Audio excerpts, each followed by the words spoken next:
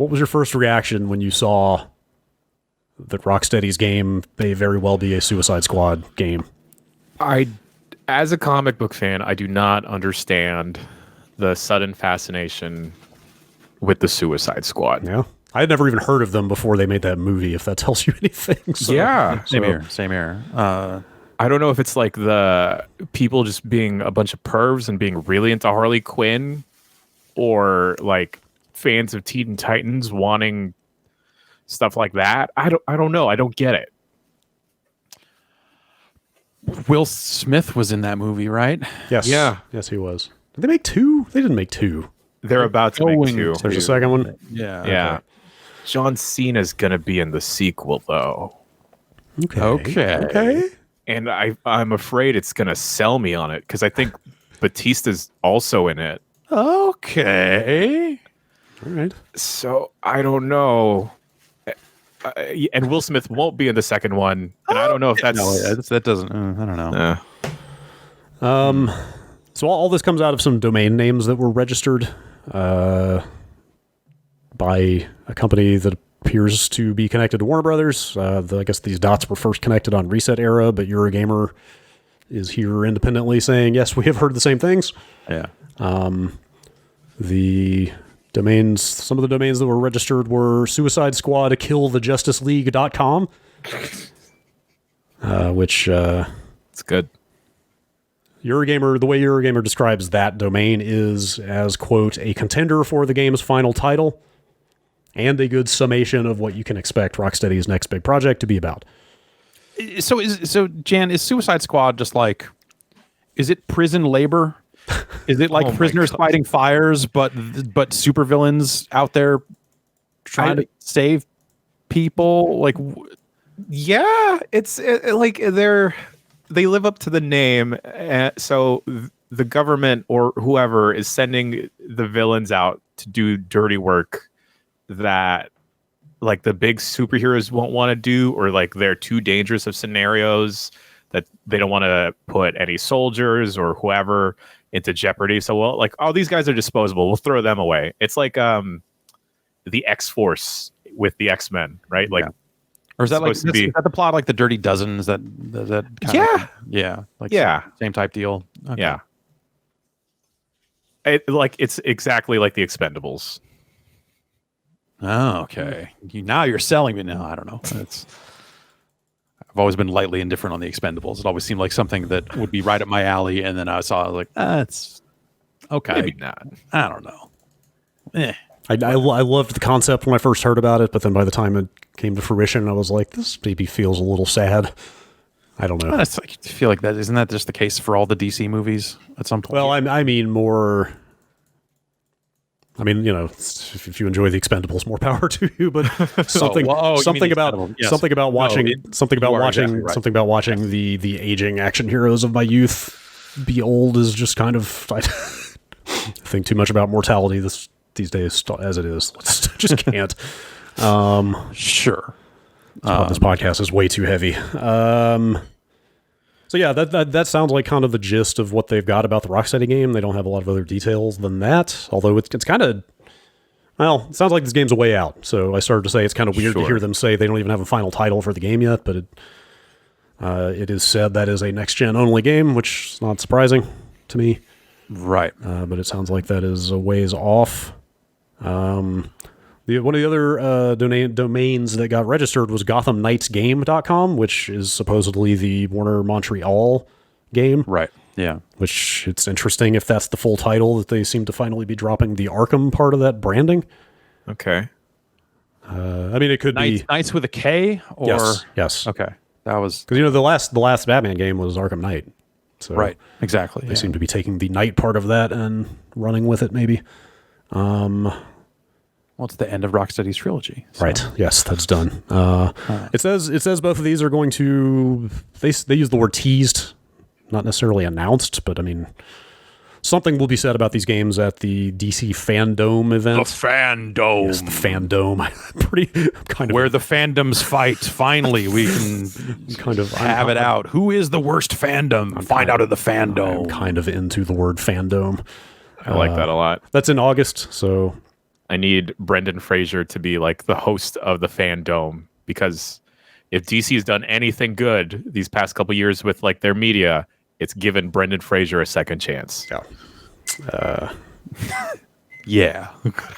But He was the Rock of the 90s and the early aughts, all right? whoa. Huh. Are you saying The Rock showed up? They did that movie together, and The Rock took it Yeah, he from him, and he used the Scorpion King powers to take it and leech it off Brendan Fraser, and then look what happened.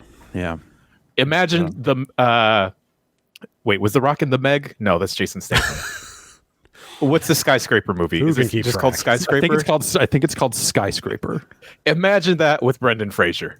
I have to type. I have to type. I mean, I didn't Skyscraper. see it, dude. but Wow, I they would totally. be more likely to see a Brendan Fraser like him trapped in a skyscraper that's collapsing, because he's like a believable everyman. Yeah. When you see The Cracking Rock in wise. something, you're like, he'll be fine. Yeah. Imagine you see Hobbs and Shaw with Brendan Fraser. You see The Rock, you're like, that man eats 10 pounds of cod a day. Right, He yeah. never stops lifting. He'll be it's like, oh, an earthquake's going to stop. No, the Rock will be fine.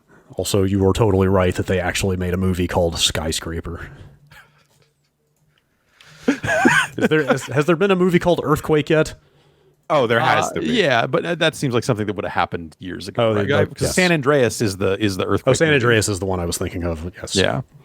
Which is always fun when they talk about sequels to that, because then people say like, "Hey, did you hear about San Andreas 2?" And you go like, "Oh, what? They should Here we go again. Yeah. Yes. Based on the success of that meme, we're bringing back Grand Theft Auto San Andreas. Yeah. So yeah, this supposedly this Gotham Knights game, if that's what it ends up being called, that's the thing that has been teased with some Court of Owls stuff for a while, which is something I'm not familiar with, but That's actually pretty neat. yeah. Yeah. What's the Court of Owls? Court of Owls is like, just imagine a group of evil Batmen. Batmans. So they're evil, but they don't kill people. Is what you're saying? Is No, they're totally fine with killing people. It's okay. like instead of being would they be bats, the Gotham Knights? oh And no. then Batman has to fight against them as the knight that's good. Yes. Consider them like evil knights. Okay. And then Batman and his posse being like the good knights, but there's like gray area because owls Yeah. and bats. Because right? that's edgy. Yeah. They're okay. Yeah, they're the Illuminati. I'm remembering now. Yeah, Okay. but so is Batman. Yeah, kind of. He's like a 3-man secret society, right?